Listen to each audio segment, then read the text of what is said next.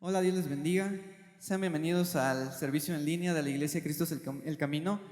Vamos a tomarnos unos momentos para alabar al Señor Jesús, el cual estuvo muerto y hoy vive. Y hoy está en el cielo y fue recibido con aplausos y seguramente con mucho júbilo. Vamos a exaltarle.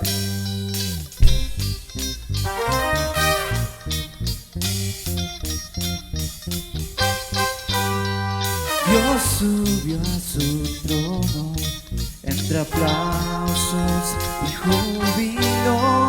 Dios subió a su trono, la trompeta sonando está. La tierra le alaba, sus hijos le adoran, toda su creación le canta. La tierra le alaba, sus hijos le adoran, toda su creación le canta.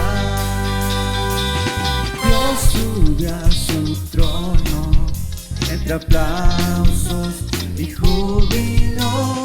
Dios sube a su trono, la trompeta sonando está. La tierra le alaba, sus hijos le adoran, toda su creación le canta. La tierra le alaba, sus hijos le adoran, toda su creación le canta. Dios sube a su trono, entre aplausos y júbilo. Dios sube a su trono, la trompeta sonando está. La tierra le alaba, sus hijos le adoran, toda su creación le canta. La tierra le alaba, sus hijos le adoran, toda su creación le canta. Eres grande, eres el Señor, y toda la tierra le rinde adoración. Tu nombre exaltamos, no hay otro Dios como tú, Jesús.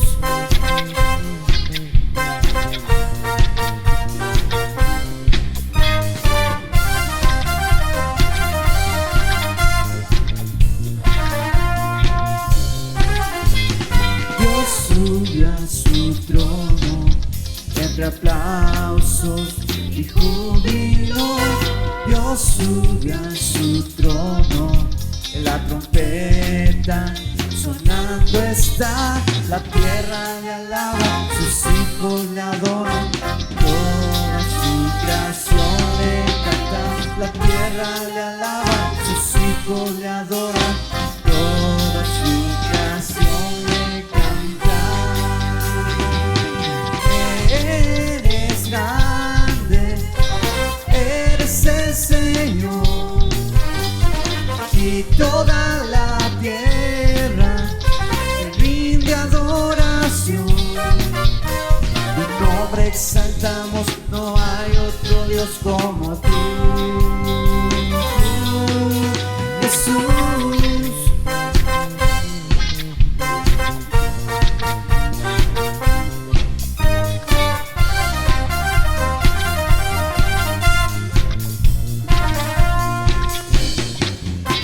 La tierra le alaba, sus hijos le adoran, toda su creación le canta.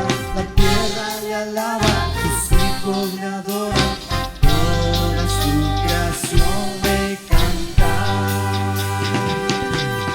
Eres grande, eres el Señor, y toda la tierra te rinde adoración.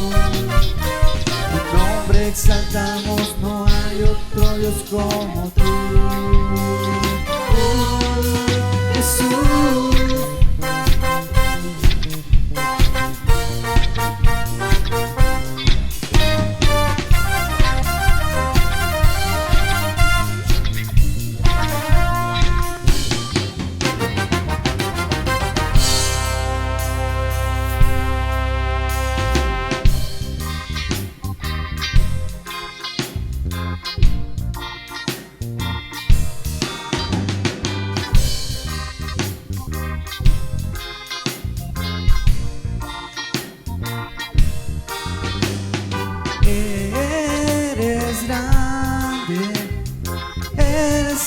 Señor,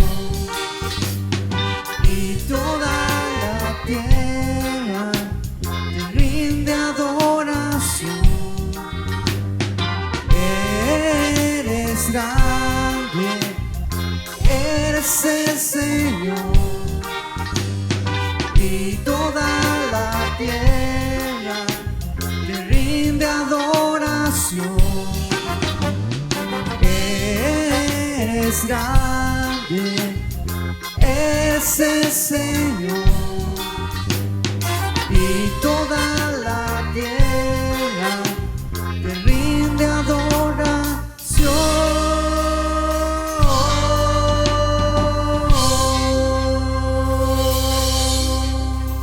Así es, Jesús, a ti eres al que exaltamos en este día.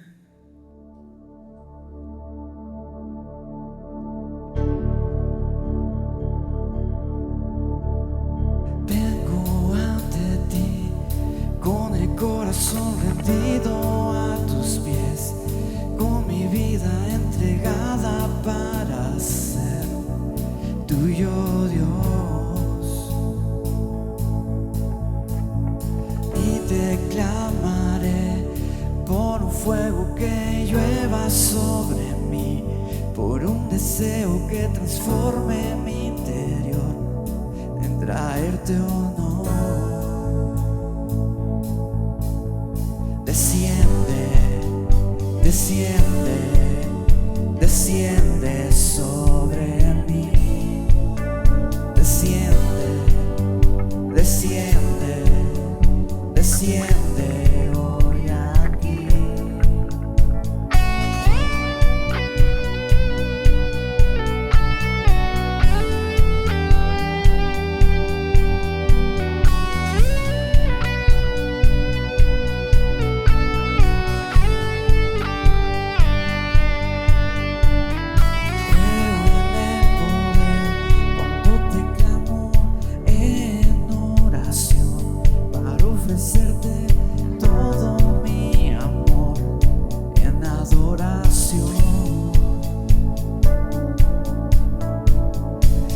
Te clamaré que sobre toda mi generación arda este deseo y pasión de traerte honor.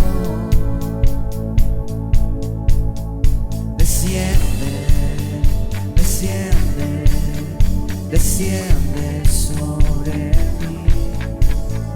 Desciende, desciende, desciende hoy aquí. Manda lluvia temprana y tardía, que llene hoy mi vida con pasión. Manda lluvia temprana y tardía, que llene hoy mi vida con pasión. Creo en el poder cuando te clamo en oración, para ofrecerte todo mi amor en adoración. Y te clamaré que sobre toda mi generación arda este deseo y pasión de traerte honor. Desciende, desciende, desciende sobre mí. Desciende, desciende, desciende, desciende hoy aquí. Manda lluvia temprana y tardía, que llene hoy mi vida con pasión. Manda lluvia temprana y tardía,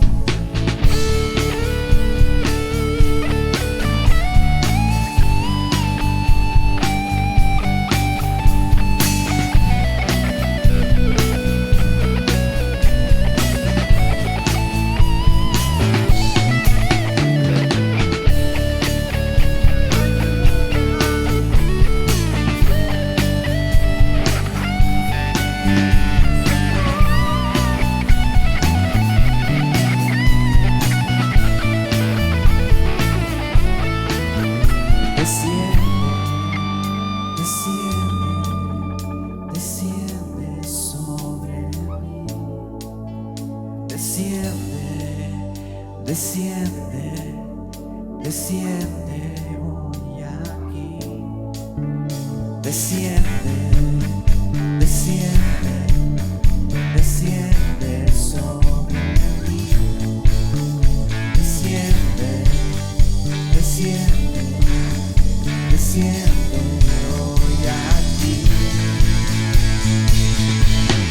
Manda lluvia temprana y tardía que llene hoy mi vida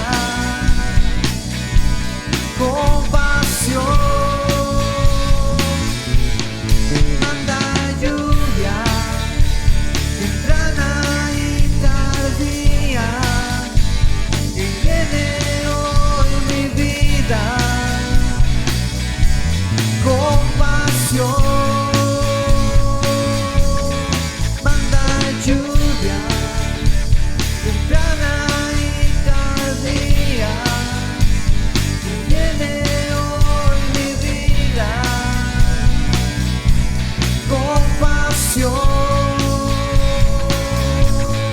Manda lluvia temprana y tardía que llene hoy mi vida con pasión.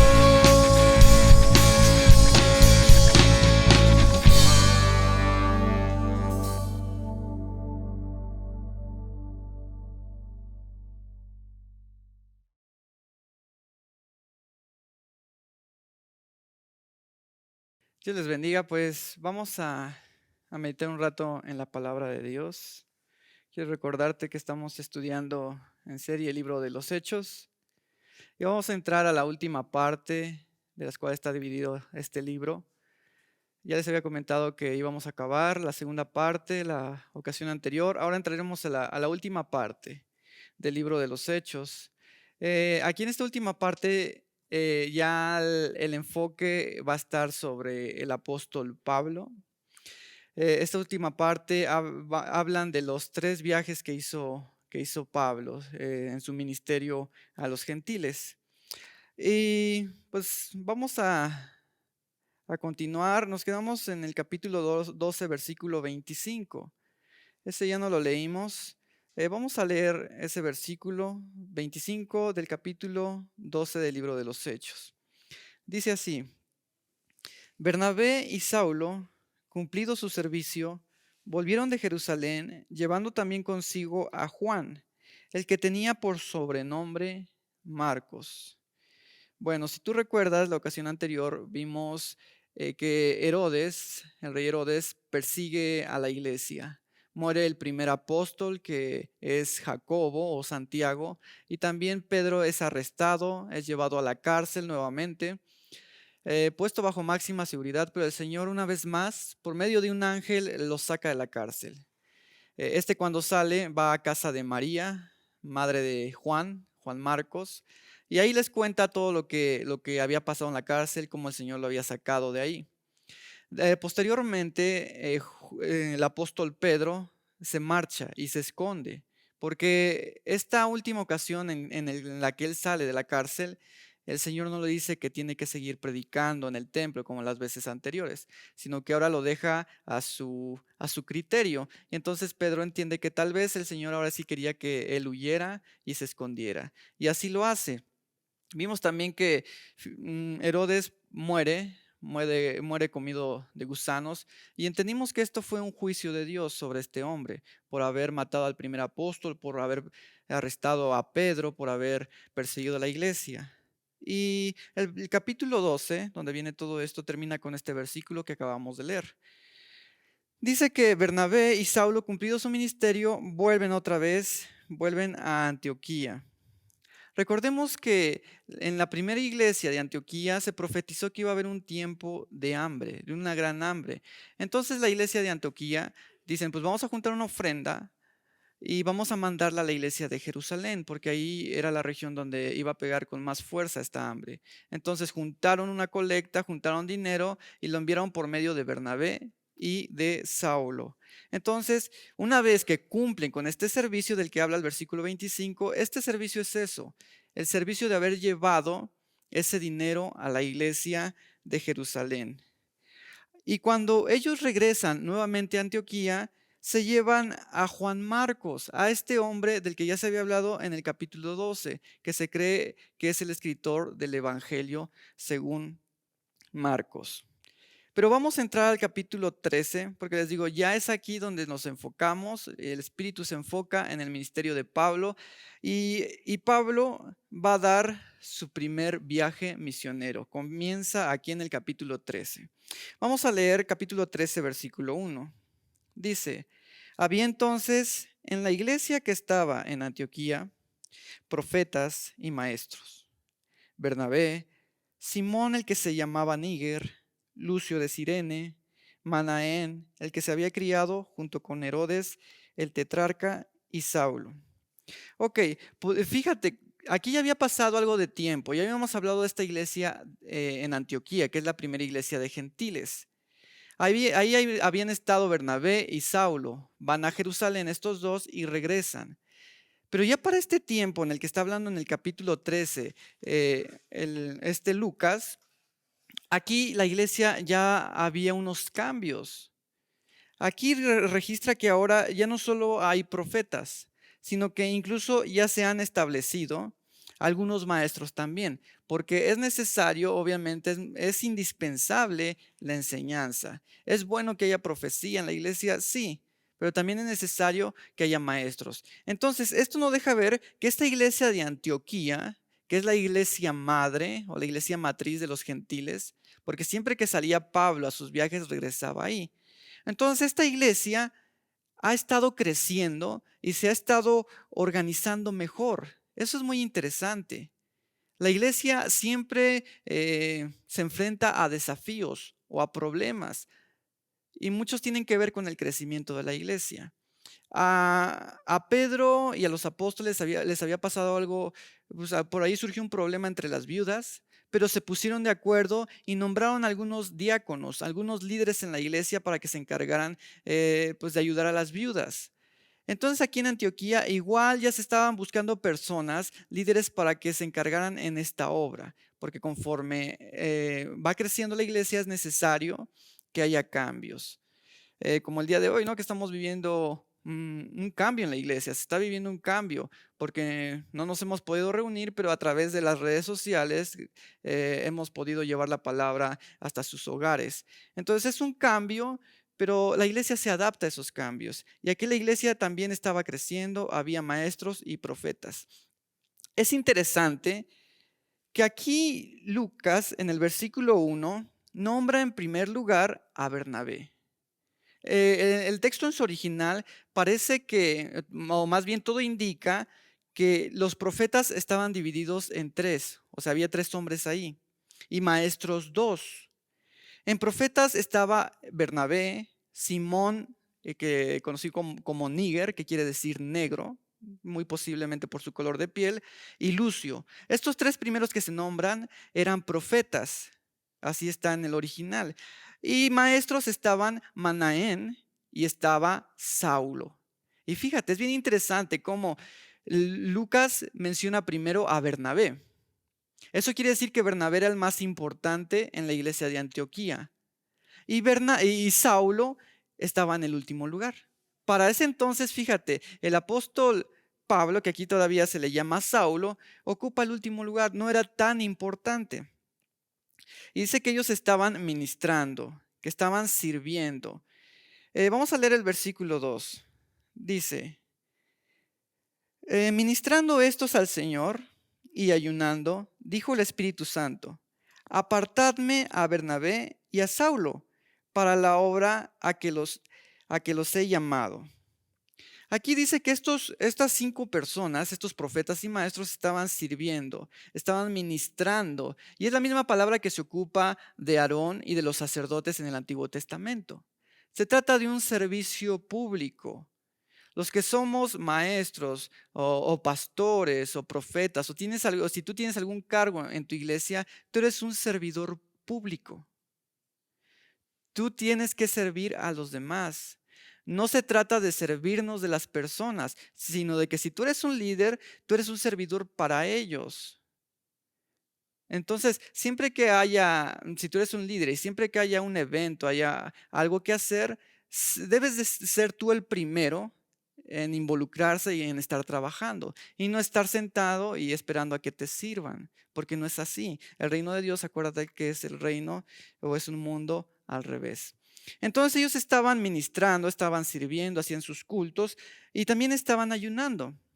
Y mientras hacían esto, el Espíritu Santo les dice a la iglesia: apártenme a Bernabé y a Saulo, porque yo ya los he llamado para algo. Y es interesante esta frase de que el Espíritu les dice: apártenme a Bernabé y a Saulo. En el original, esta orden de apartarlos tiene una cierta exigencia.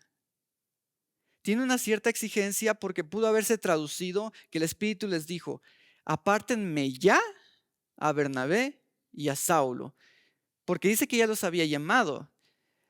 Bernabé y Saulo ya sabían que tenían que ministrar o servir a los gentiles y predicarles a ellos.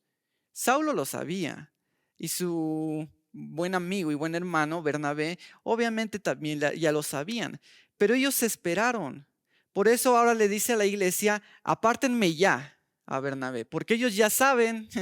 Ya los he llamado, les dijo, ya los he llamado, ya los he escogido, pero ahora tu iglesia tienes que saberlo. Entonces es ya el momento en que tienen que ir Saulo y Bernabé a ministrar a los gentiles. Porque siempre que el Espíritu hace algo o el Señor hace algo, lo hace con orden. Aunque el Señor te diga que tienes que hacer esto y tienes que hacer otro, obviamente si tú eres un cristiano estás bajo autoridad. Tienes un pastor a tu cargo, seguramente, algún líder que te está discipulando y que ve por ti. Entonces, aunque el Señor te mande a hacer algo y te hable y te haya llamado y escogido, el Señor va a darte bandera de que lo hagas hasta que hable a tu autoridad. Porque si tú quieres hacer algo y el Señor ya te habló y a tu autoridad te dice no, pues entonces no. Hay que saber los tiempos. Y aquí el Espíritu Santo le dijo a Bernabé y a Saulo: ya, o sea, ya los he apartado, ya déjenmelos ir. Son muy buenos maestros, es muy buen profeta Bernabé, pero ya es momento de que ellos vayan. Entonces, vamos a leer el versículo 3, dice: entonces, habiendo ayunado y orado, les impusieron las manos y los despidieron. Aquí hay algo bien interesante. El Espíritu Santo seguramente otra vez por medio de una profecía dijo: apártenmelos, ya. Pero es interesante que pasara aún un poco de tiempo, porque aunque el Espíritu ya había hablado, lo que hizo la iglesia y los líderes es ayunar y orar. Y es la segunda vez que se menciona ya el ayuno, porque aunque Jesús no le dio mucho énfasis al ayuno, y que él explica por qué, porque aquí estaba el novio con los apóstoles. Una vez que el Señor Jesús asciende al cielo, el ayuno se vuelve una parte muy importante para la vida espiritual del creyente y la oración también. Entonces, aunque ya se haya dado una profecía de que ya los dejarán ir, lo que hacen es ayunar y orar. Porque aunque se dé una profecía, la profecía tú la tienes que examinar a través de la Biblia. No es de que te doy esta palabra y tú vas a hacer esto, tú vas a ir para allá y para acá y te profetizo y te declaro. Y muchos dicen: ah, no, pues sí, pues sí, pues sí. Lo que dice el profeta, sí, sí, sí. Y fíjate lo que hicieron aquí la iglesia y los líderes. Una vez que se da la profecía, tu responsabilidad es preguntarle al Señor, ayunar y orar y decirle: Señor, ¿realmente esta profecía viene de ti? ¿Es el momento? Entonces, si es así, bandera verde, como surgió aquí. Una vez que oraron y ayunaron y el Señor les confirma que sí, dicen que les imponen las manos y los despiden. Obviamente era necesario que por medio de la imposición de manos les delegaran autoridad y les dieran de cierta manera una cobertura. Porque nunca te atrevas a hacer algo sin cobertura, sin un respaldo, sin una autoridad que te respalde. Es como luego me llega a pasar que en la iglesia me dicen: oye, es que puedes ir a orar a mi casa porque se escuchan tales cosas, se me sombras y cosas así. Entonces, lo que yo hago es preguntarle al que está encima de mí, a mi pastor y mi padre, y le digo, oiga, ¿puedo ir a hacer esto? Entonces, si él me dice, vas, voy, y si no, no voy. Porque si no voy con cobertura, obviamente Dios no va a prosperar nada. Vamos a ver qué más sucedió. Vamos a leer versículos 4, 5 y 6. Dice, ellos entonces, enviados por el Espíritu Santo, descendieron a Seleucia y de allí navegaron a Chipre. Y llegados a Salamina, anunciaban la palabra de Dios en las sinagogas de los judíos. Tenían también a Juan de ayudante. Y habiendo atravesado toda la isla hasta Pafos, hallaron a cierto mago, falso profeta, judío, llamado Bar Jesús. Ok, entonces, una vez que despiden a Bernabé y a Saulo, dice que ellos se van a Seleucia. Seleucia es un puerto marítimo que está en Antioquía. Obviamente ellos tenían que pasar por ahí para zarpar, porque ellos iban a una pequeña isla que se llama Chipre. Ahí en el mar Mediterráneo hay una pequeña isla llamada Chipre. Entonces dice que ellos llegan a Salamina y terminan en Pafos. Es interesante este recorrido que hicieron, porque Salamina es un extremo de la isla y Pafos es el otro extremo de la isla. Salamina está al oriente y Pafos está al occidente. Eso quiere decir que ellos recorrieron toda la isla de extremo a extremo predicando la palabra. Y es interesante que más adelante Pablo ya no lo hace así. Aquí sí lo hicieron así, por todo el lugar, por toda la isla, recorrieron predicando, porque era la primera vez y estaban aprendiendo. Posteriormente, Pablo ya no lo hace así, sino que Pablo empieza a predicar en lugares estratégicos, en las ciudades importantes, porque ya obviamente ya estaba teniendo pues más experiencia y entonces solamente en las ciudades importantes, porque él buscaba establecer iglesias. Entonces, si vas a establecer una iglesia, pues en un lugar visible para todos, donde la iglesia pueda expandirse. Entonces, aquí en la isla de Chipre lo hace de extremo a extremo, predica en todos lados, pero posteriormente él aprende y dice, no, creo que es en las ciudades importantes.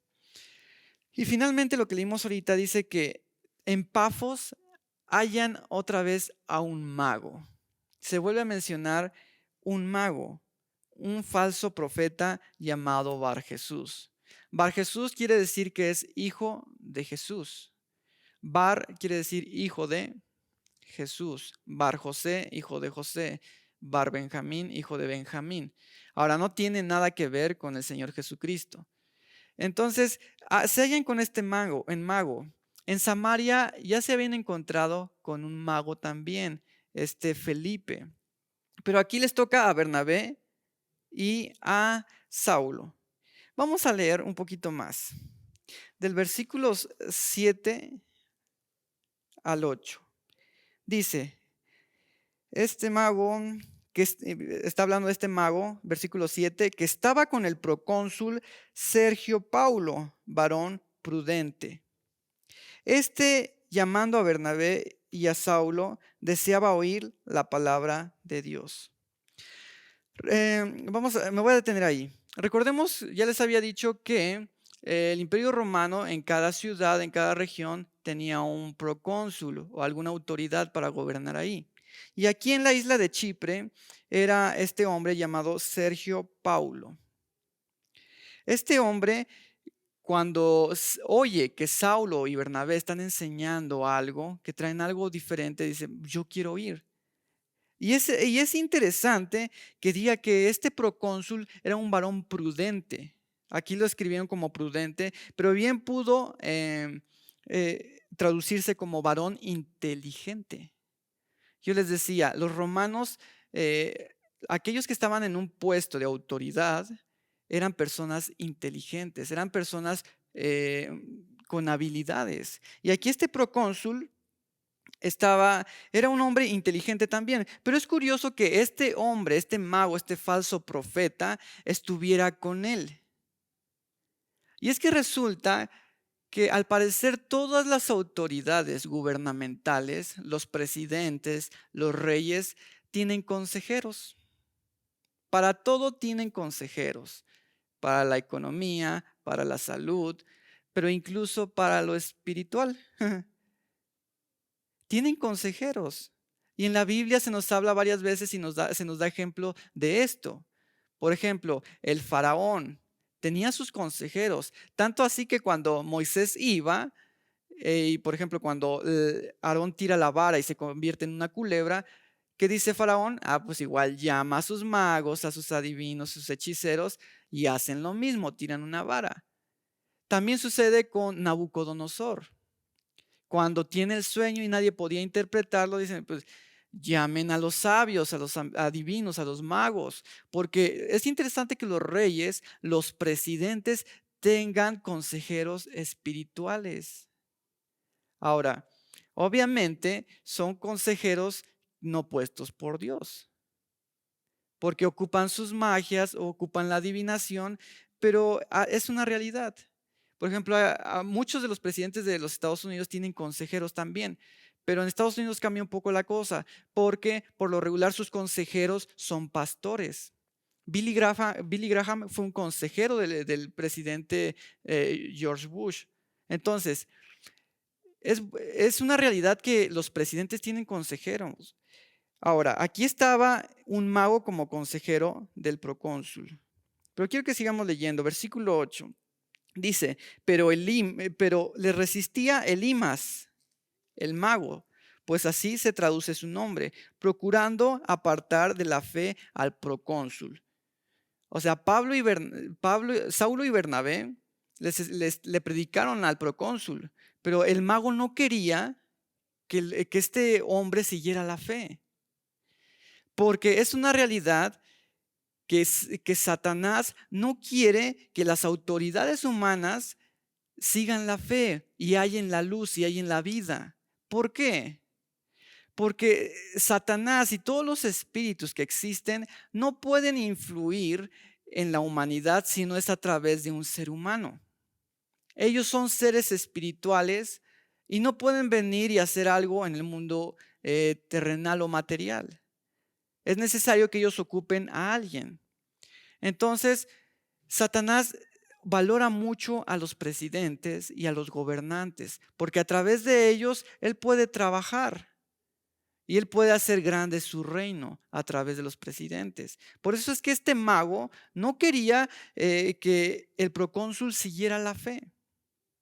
Por eso es que la Biblia nos dice en 1 Timoteo 2:1 que nosotros debemos de orar por nuestros gobernantes.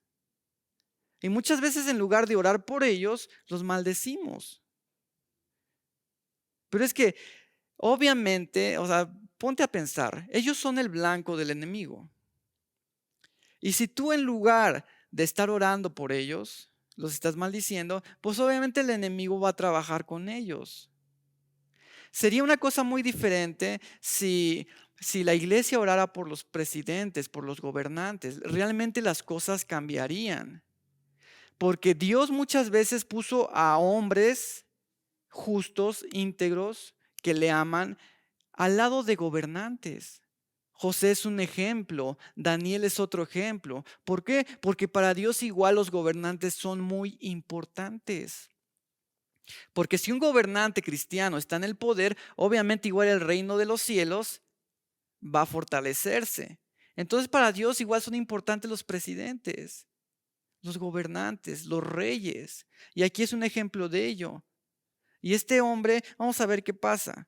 Entonces, vamos a leer versículos 9, 10 y 11. Dice, entonces Saulo, que también es Pablo, lleno del Espíritu Santo, fijando en él los ojos, dijo, oh lleno de todo engaño y de toda maldad, hijo del diablo, enemigo de toda justicia, ¿no cesarás de trastornar los caminos rectos del Señor? Ahora pues, he aquí la mano del Señor está contra ti y serás ciego y no verás el sol por algún tiempo. E inmediatamente cayeron sobre él oscuridad y tinieblas, y andando alrededor buscaba a quien le condujese de la mano. Entonces, cuando Bernabé y Saulo se dan cuenta de que este mago quería engañar y no quería dejar que siguiera la fe el procónsul, Saulo, que dice que es Pablo en el versículo 9, le da un juicio. Ahora sí que el Espíritu Santo por medio de Pablo da un juicio. Y aquí en el versículo 9 se le cambia, se le nombra diferente a Saulo. Se le dice que él también es Pablo. Y a partir de este versículo, hasta que acaba el libro de los Hechos, a Saulo ya no ya no se le va a nombrar como Saulo, sino se le va a nombrar como Pablo. ¿Por qué? Porque Pablo era su nombre griego y Saulo era su nombre hebreo. Entonces, como ahorita Saulo ya va a iniciar con su ministerio y se va a enfocar en su ministerio a los gentiles, entonces va a ocupar su nombre gentil, que es Pablo, y más ya no su nombre hebreo, que era Saulo. Entonces aquí ya se le cambia el nombre y Saulo le dice al mago que ya no iba a haber por un tiempo. ¿Por qué? Porque no estaba dejando que el procónsul siguiera la fe. Entonces Saulo pronuncia este juicio contra el mago o efectivamente se queda sin poder ver por algún tiempo. Es interesante esto, que solamente haya sido por algún tiempo. El Espíritu así se lo dijo a Saulo. Va a ser por un tiempo. Y obviamente cuando él queda ciego, todos se dan cuenta y él buscaba a alguien que le ayudara. Pero como había más gente y se dieron cuenta que ese hombre, ese mago estaba mal y por eso le había venido ese juicio, entonces dijeron, no, no, no, no. O sea, mago, sí nos impresionaste, sí te seguíamos, pero ahora nos damos cuenta que estás en un error. Ya no queremos saber más de ti. No te apoyamos, ni siquiera para guiarte, porque todo indica que él buscaba y nadie le ayudaba. Él quería que alguien le condujera. Ahora, ¿por qué es que el Espíritu Santo lo haya hecho así? De que solamente por un tiempo él se iba a quedar sin ver. Es muy probable que esto haya sucedido para que él pudiera arrepentirse. Es muy probable que esta ceguera que él iba a padecer, pues en ese tiempo él iba a reflexionar y muy probable él se iba a arrepentir. Porque muchas veces Dios permite dificultades o enfermedades en nuestra vida para que nosotros nos arrepintamos. Porque es una realidad que mientras estamos bien, no buscamos al Señor muchas veces.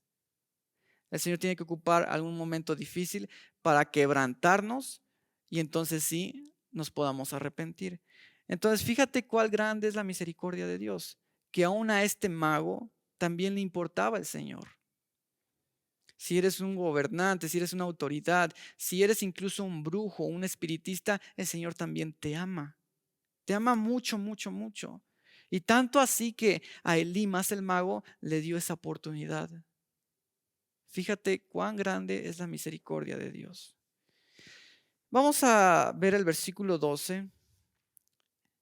Dice, entonces el procónsul, viendo lo que había sucedido, creyó, maravillado de la doctrina del Señor. Finalmente, este procónsul sí sigue la fe y cree en el Señor Jesús. Anteriormente les había dicho que el creer por el ver es una fe falsa y así es.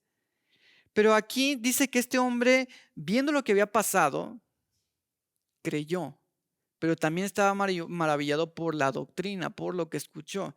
Aquí ya es diferente. Ya no se dice solamente que él vio, sino de que él fue instruido y estaba maravillado por esa enseñanza, la palabra del Señor. Entonces este hombre seguramente sí fue salvo, porque su fe no estuvo basada solamente en lo que vio, sino lo que también escuchó, que es la doctrina o la enseñanza del Señor Jesús. Y este hombre, pues obviamente, como al Señor le importan los gobernantes, lo salvó también. Y no fue el único gobernante que fue salvo. Obviamente hay otros, porque al Señor le importan las autoridades. Y hasta aquí vamos a ver el día de hoy. Aquí este es el primer lugar que Bernabé y Saulo visitan en su primer viaje misionero. Y aquí acaba. Ellos visitan por primera vez la isla de Chipre. Y esto es lo que sucede. El Señor nos deja ver que para Él le son importantes las autoridades espirituales.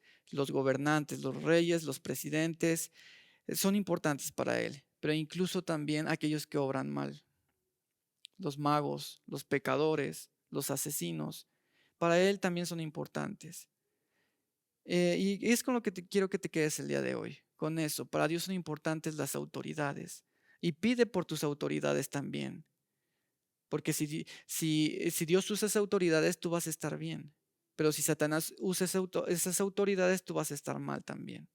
Entonces llévate esto, concluyo con esto. A Dios le importan las autoridades, que te importen también a ti. Ora por ellos. Y también le importan aquellos que hacen mal. Le importan aquellos que están en su contra también. Por eso dice la Biblia que Él espera que todos procedan al arrepentimiento, porque el amor de Dios en verdad es grandísimo. Es grandísimo y es lo que nos enseña en primer lugar, Dios en este viaje que tiene Pablo en la isla de Chipre. ¿Qué tal si oramos? Cierras tus ojos, si lo puedes hacer.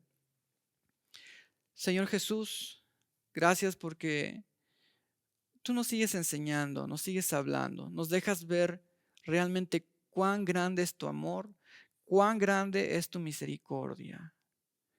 Señor, sabemos que toda autoridad es puesta por ti. Y hoy sabemos que esas autoridades que hay por encima de nosotros son importantes para ti. Ayúdanos, Señor, para que esas autoridades sean importantes también para nosotros. Y te pedimos por ellas, Señor, para que sean guardadas por ti, sean guardadas sus mentes, sus corazones, y que ellos puedan alcanzar la luz y la vida eterna. Guárdalos, Señor, guarda a los presidentes para que, para que ellos puedan ser un instrumento tuyo y no un instrumento de las tinieblas, Señor. Cuida de ellos, Señor, cuida sus pensamientos, extiéndeles tu misericordia y tu gracia sea derramada sobre ellos. Y también, Señor, gracias porque nos dejas saber que aún las personas que están en contra de ti son importantes para ti y esperas que procedan al arrepentimiento. Como iglesia, Señor, ayúdanos a tener un corazón así, un corazón que sepa amar, un corazón que no pague mal por mal, sino un corazón que sepa hacer misericordia, Señor. Muchas gracias por habernos hablado el día de hoy. Te pido, Señor, que tu misericordia igual sea, Señor, sobre todos aquellos que están escuchando este mensaje. Por si ellos por si estuvieran haciendo algo mal, Señor, tu gracia les alcance y puedan arrepentirse, Señor. Porque tu palabra dice que si confesamos nuestros pecados, tú eres fiel y justo para perdonar nuestros pecados. Gracias, Señor, por tu inmenso amor y tu inmensa bondad. En el nombre de Jesús. Amén. Bueno, pues esto ha sido todo por el día de hoy. Y te invito a que sigas al pendiente de las transmisiones, que actives la campanita, que le des like, que compartas para que la palabra corra, la palabra fluya y las personas puedan conocer la verdad. Y espero que realmente tu fe siga creciendo y que el Señor te bendiga.